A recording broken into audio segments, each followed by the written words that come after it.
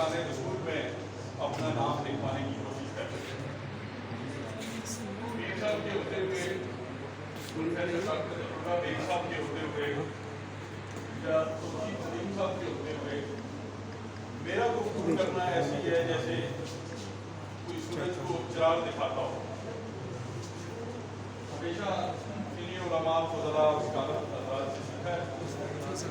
मैं 2-4 बातें करके आपसे इजाज़त चाहूँगा। सीरत रसूल का अनवान एक ऐसा अनवान है कि जिसका इहाता करना नामुमकिन है, जिसके इहाते की दर्द को पहुँचना भी मेरे ख्याल में मुमकिन नहीं है। आप सीरत के जिस वाक़े को जब भी उठाकर दूसरी या तीसरी बार पढ़ेंगे, हमें हर वाक़े में एक नई हिकमत और एक नई बसीरत नजर आती है। ठीक है क्या मैं क्या पूछ नबी अलैहिस्सलाम मैं वो लाइव का मैं कह रहा हूँ सर साइड पे इंसानियत को भूल चुकी थी और जिल्लत और रुसवाई के साथ तब्दील हो चुकी थी। लेकिन आपके आने से इंसानियत को एक आला मकाम मिला और इंसानियत की मुश्किलात जो जिल्लत और मस्किनत के तहत सिरा में गुम हो चुकी थी, वो उठकर एक बार फिर हम दोषी सजा हो गए और इंसान को दुनिया में अपने आने का मकसद मालूम हुआ और वो दोबारा से अपनी आन और शान में आ गया। मैं सीरत के 2-3 वाक़यात जो सिर्फ एहतराम इंसानियत या एहतराम आज़मियत से मुताल्लिक़ जिनसे हम समझ लेते हैं वो पेश करूँगा। उम्मुल मोमिनीन सय्यदा आयशा सिद्दीक़ा रज़ियल्लाहु ताला अन्हा से जब पूछा जाता था नबी अलैहिस्सलाम की सीरत के बारे में या उसवा के बारे में हमें बताइए, तो फरमाती थी कि आप तो कुछ चलता फिरता कुरान थे, जो कुछ कुरान में अल्लाह पाक ने नाज़िल फरमाया वो तमाम का तमाम आपने अमल करके दिखाया। वो तमाम का तमाम आप ही की सीरत है और वो तमाम का तमाम आप ही का किरदार है। सय्यदा आयशा सिद्दीक़ा रज़ियल्लाहु ताला अन्हा फरमाती हैं कि मैंने एक बार नबी अलैहिस्सलाम से पूछा कि आपकी ज़िंदगी का सबसे सख्त दिन कौन था, तो आपने फरमाया कि आयशा मुझे ताइफ का दिन नहीं पूछता कि मैं जब वहाँ तबलीग के लिए गया, वहाँ जो मुशरिकीन के सरदार थे उन्होंने शहर के शरीर और गुंडे और बदमाश मेरे पीछे लगा दिए, जो मुझे गालियाँ देते थे, जो मुझे पत्थर मारते थे और मुझे दौड़ाते थे, चलाते थे। उन जख्मों से जब खून गिरता था वो मेरे जूतों पे जमा होता था और मेरे लिए चलना मुश्किल हो जाता था। मैं बैठता था या गिरता था तो मुझे दोबारा धक्के दे के खड़ा करते थे, दोबारा दौड़ाते थे, चलाते थे, गालियाँ देते थे और पत्थर मारते थे।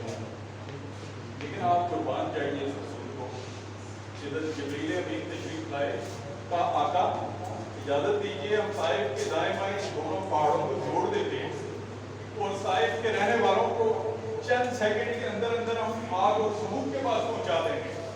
इनका नाम लेने वाला यहाँ पर कोई नहीं होगा, इनको हम हजारों फुट गहराई में दफन कर देंगे। लेकिन नबी अलैहिस्सलाम ने फरमाया नहीं,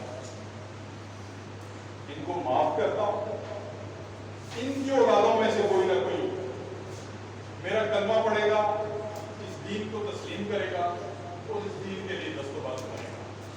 आपने उन सब के सब दुश्मनों को उनको माफ कर दिया। एक वाक़या और बारगाह रिसालत में नबी अलैहिस्सलाम सहाबा किराम के साथ तशरीफ रखते हैं।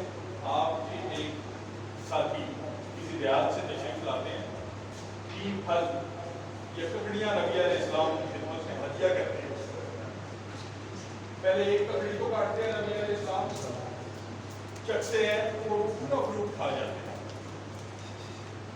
दूसरी ककड़ी को काटते हैं, नबी अलैहिस्सलाम उस फ्रूट को चखते हैं और वो पूरी की पूरी ककड़ी तनावल फरमा लेते हैं। तीसरी ककड़ी को भी काटते हैं, चखते हैं और उस पूरी ककड़ी को तनावल फरमा लेते हैं। वो मेहमान या तोहफा लाने वाले साहबी जब चले जाते हैं, सहाबा किराम पूछते हैं नबी अलैहिस्सलाम से, या रसूलल्लाह आपकी आदत या तरीका भी ये नहीं है, आप जब भी कोई तोहफा आता है आप चखने के बाद अपने साथियों में तकसीम कर देते हैं। फरमाया پہلی ککڑی تھوڑی سی کڑوی تھی، ذائقہ سخت تھا، دوسری ککڑی بھی کڑوی تھی، تیسری بھی کڑوی تھی. اگر میں وہ آپ کے حوالے کر دیتا یا آپ میں تقسیم کر دیتا تو آپ میں سے کوئی نہ کوئی شخص بول اٹھتا کہ اس کا ذائقہ ٹھیک نہیں ہے یا یہ کڑوی ہے، یا وہ اگر بولتا نہ تو اس کے چہرے سے ناگواری کے آثار آ جاتے. تو وہ تحفہ لانے والے صاحب کا دل ٹوٹ جاتا، اس کی دل آزاری ہوتی. اس دل آزاری سے بچانے کے لیے میں نے وہ تینوں ککڑیاں کو اٹھایا. میں اس واقعے کو جب بھی پڑھتا ہوں میں یہ سوچتا ہوں کیا اس میں حکمت تھی کہ نبی علیہ السلام نے اپنے ساتھیوں کو ایک سبق دیا. اس میں یہ حکمت تھی کہ یہ احترام انسانیت کی معراج ہے. ایک بندہ جو باہر سے آ رہا ہے، آپ نے اس کو اتنا اللہ کے آخری رسول نے پروٹوکول دیا، اس کی اتنی عزت افزائی کی. ایک مہمان کو آپ نے سر آنکھوں پہ بٹھایا، اس کی اتنی عزت افزائی کی، اس کا اتنا پروٹوکول کیا، اس کو خوش اور راضی کر کے وہاں سے بھیجا. اس واقعے کو ہم جب بھی پڑھتے ہیں اس میں نبی علیہ السلام کی جانب سے ہمیں ایک نئی حکمت نظر آتی ہے. اس کو جتنی بار پڑھیں گے ایک نیا سبق ہمیں ملتا ہے.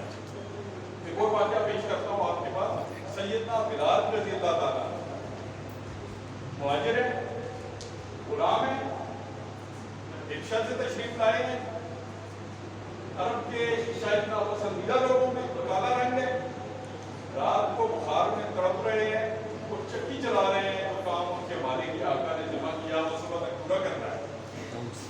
ان کی کوٹری کے پاس نبی علیہ السلام کی آمد ہوتی ہے.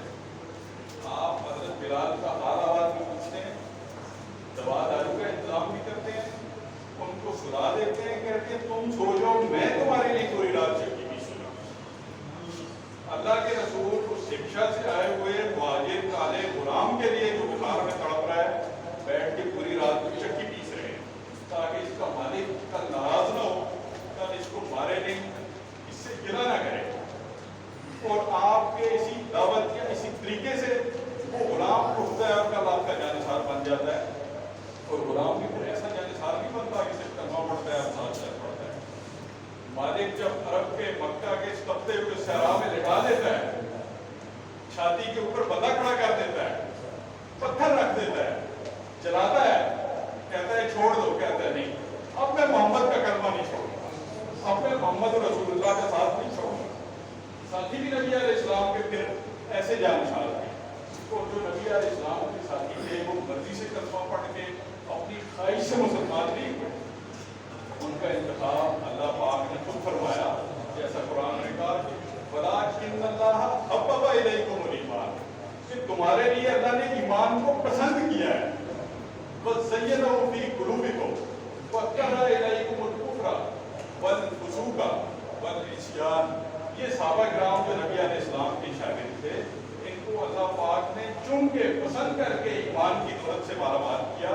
اور نہ صرف ایمان دیا بلکہ اللہ نے فرمایا کہ اس کو ہم نے تمہارے دلوں کے اندر مزین کر دیا ہے، اور تمہیں ہم نے گناہ سے نفرت دلائی ہے، اور تمہارے دل کے اندر ہم نے بھلائی کا شوق رکھا ہے. نبی علیہ السلام نے یہ جو ہمیں احترام انسانیت یا احترام آدمیت ہمیں سکھایا. آپ بلکہ مکہ کے فتح ہونے کا واقعہ لے لیجیے کہ وہ لوگ جو نبی علیہ السلام کی پیٹھ پر کھوجڑی رکھتے تھے، آپ کے رستے میں کوڑا پھینکتے تھے، آپ کے اوپر کانٹے پھینکتے تھے، آپ کے ساتھیوں کی آنکھیں نکالتے تھے، آپ کے ساتھیوں کو گھوڑوں اور اونٹوں سے باندھ کے دو حصوں میں چیر دیا کرتے تھے، آپ کے ساتھیوں کو انگاروں میں جلایا کرتے تھے.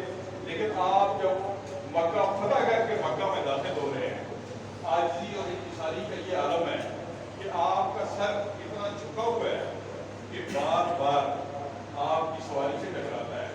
اس کا میں جتنی بار پڑھتا ہوں مقصد یہ نظر آتا ہے اس مفتوح قوم کو آج اس کی ذلت نہ محسوس ہو. آج اس کو ہم ذلیل نہیں کر رہے کہ تم مفتوح لوگ ہو، ہم تمہارے ساتھ کیس کرتے ہیں. اور جب آپ مکہ میں داخل ہوتے ہیں تو ان سب کو لا تثریب علیکم اليوم کہہ کے معاف کر دیتے ہیں. جن میں وہ لوگ بھی شامل ہیں جنہوں نے آپ کی چچا کو شہید کیا، آپ کی لاش کے ٹکڑے کیے اور کلیجہ تک چبایا، لیکن آپ نے ان کو صحابی رسول بنا دیا، معاف کر دیا، اپنی محفل میں شامل کر دیا.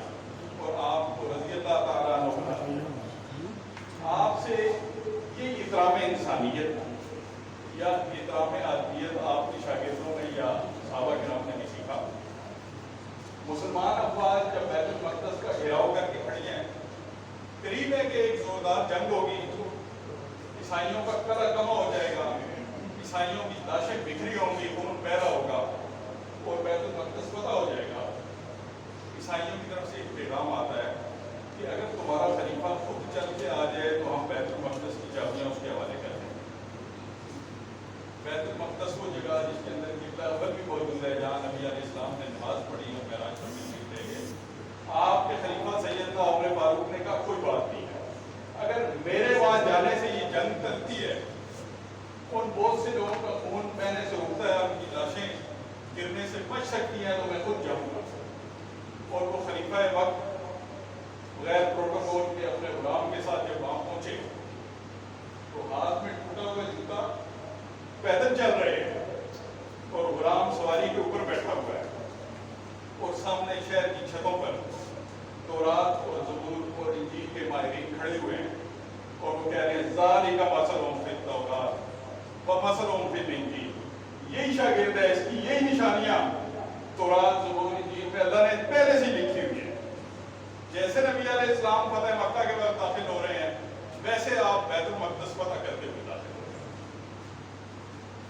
لیکن میں یہ دو تین باتیں مزید کہنا چاہتا ہوں کہ یہ ملک ہم نے اللہ اور رسول کے نام پر حاصل کیا، یہ جناب حضرت محمد صلی اللہ علیہ وآلہ وسلم کے نام پر حاصل کیا، جس کا بنیادی مقصد یہ تھا کہ یہاں پر سیرت رسول کو یا سیرت پیغمبر کو نافذ کیا جائے گا، یا آپ کی سیرت سے سیکھے ہوئے طریقوں کے مطابق ہم چلیں گے۔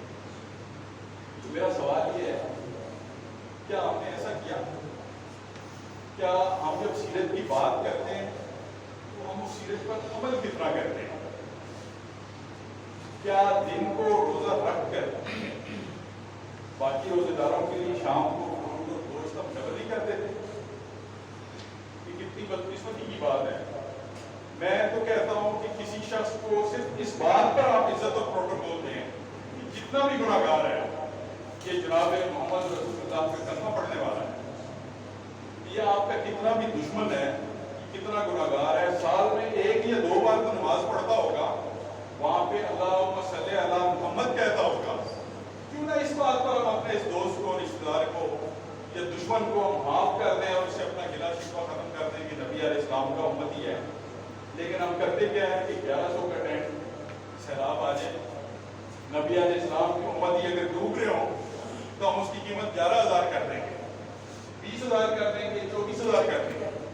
جب جناب نبی علیہ السلام کی امت کرونا سے پریشان ہوگی، ہم 3 روپے کا ماسک اٹھا کے 20 روپے میں کر دیں گے، پیناڈول غائب کر دیں گے۔ میں سمجھتا ہوں کہ یہ نبی علیہ السلام جس اپنی امت کے لیے رویا کرتے تھے، راتوں کو اٹھ کے لیے اللہ سے جس امت کے لیے دعا کرتے تھے، یا دنیا سے تشریف لے جانے کا وقت آیا، اسرائیل سے پوچھا کیا ہر شخص کو موت ہوتے ہوئے اتنی تکلیف ہوگی؟ آپ قربان جائیے، فرمایا اسرائیل میری ساری امت کی یہ والی تکلیف اکٹھی کر کے مجھے ایک بار دے دو، میری امت کو تکلیف نہیں ہونی چاہیے۔ یا جس امت کی قیامت والے دن جناب نبی علیہ السلام نے شفاعت کرنی ہے، سفارش کرنی ہے، اس امتی کا بھی کوئی مقام مرتبہ ہوگا، اس امتی کو یہ مقام اور مرتبہ مجھے اور آپ کو دینا چاہیے کہ جو شخص کلمہ پڑھتا ہے، جو درود شریف پڑھتا ہے، جو نبی علیہ السلام کا ماننے والا ہے، ہمیں اس کی عزت اور احترام کرنی چاہیے، ہمیں اس کے لیے اس کی زندگی کو آسان بنانے کی کوشش کرنی چاہیے، نہ کہ مشکل بنانا چاہیے۔ تو میں سمجھتا ہوں کہ ہمیں سیرت پر عمل کرتے ہوئے سب سے پہلے نبی علیہ السلام کی امتیوں کی عزت کرنی چاہیے اور اس کے لیے آسانیاں پیدا کرنی چاہیے۔ میں ان الفاظ پہ اختتام کرتا ہوں کہ آج ہر شخص نظر آتا ہے محروم میں سکون، کیوں نہ پھر لوٹ چلے عہد رسالت کی طرف، سر پہ پھر سایہ مگر اللہ کی رحمت ہوگی، لوگ پلٹے تو صحیح شمع نور۔